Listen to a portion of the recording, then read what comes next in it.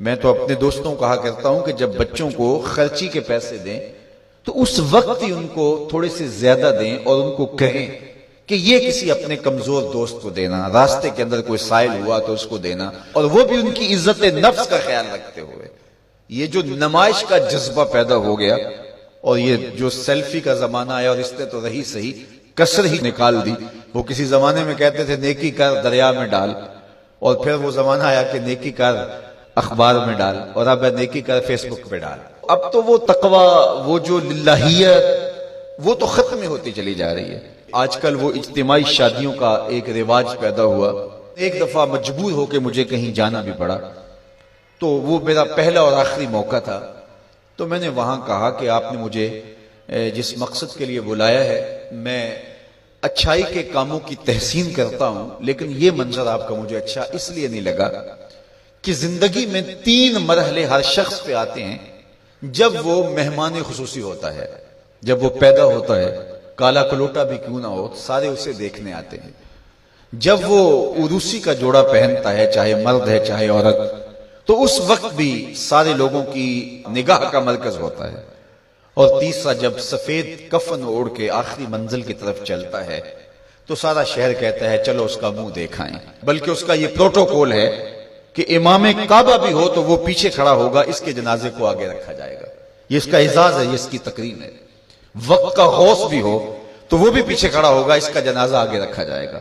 یہ اس کا اعزاز ہے۔ تو میں نے کہا یہ 3 موقع ہوتے ہیں کسی کمزور سے کمزور، غریب سے غریب، عاجز سے عاجز شخص کے لیے بھی عزت کے، اور آج آپ نے ان سے یہ موقع بھی چھین لیا کہ اسٹیج کے اوپر مخیر حضرات بیٹھے ہیں اور ایک قطار میں بیٹیاں بیٹھی اور ایک قطار میں جو ہے وہ دلہے بیٹھے ہیں، اور ان سب کے رشتہ دار سامنے باراتی 20-20 40-40 لوگ آئے ہوئے ہیں۔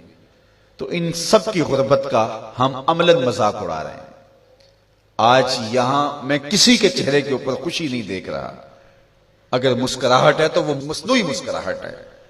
کاش کہ ان کے ماں باپ کے گھروں میں جا کر کے تنہائی کے اندر ان کی مدد کرتے اور یہ بیٹیاں اپنے گھر سے نکلتی اور ماجرا ہوتا۔ اب ان کی غربت کا گواہ آپ نے کتنے لوگوں کو بنایا، اور صرف اپنے اشتہار کے لیے۔ تو یہ مزاج پیدا کریں، عزت نفس نہ کسی کی مجروح ہونے دے۔ سب سے قیمتی شے انسان کی عزت ہوتی ہے۔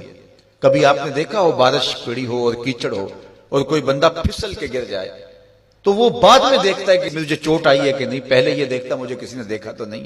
اس کا مطلب یہ ہے اس کو اپنی جان سے عزیز اپنی عزت ہے۔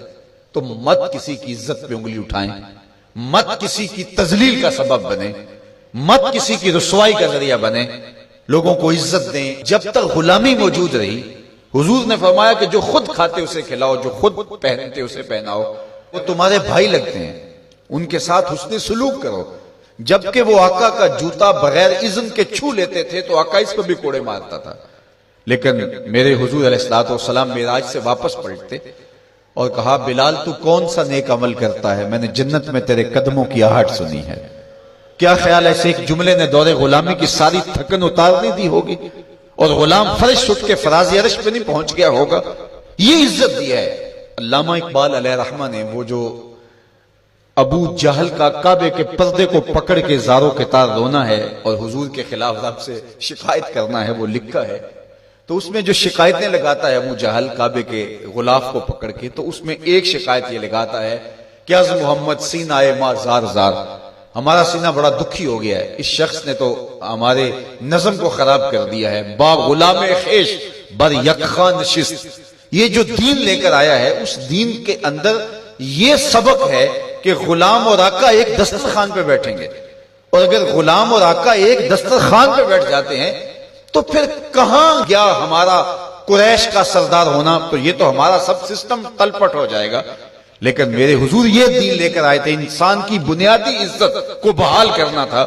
اور حجۃ الوداع کے موقع پر حضور نے پاؤں تلے جس طرح کسی چیز کو روندا جاتا ہے اس طرح کچلتے ہوئے فرمایا آج کے بعد میں تفاخر ختم کرتا ہوں، کسی عربی کو اجمی پر، کسی اجمی کو عربی پر کوئی فخر نہیں ہوگا، کوئی فضیلت نہیں ہوگی، نہ کالے کو گورے پر اور نہ گورے کو کالے پر۔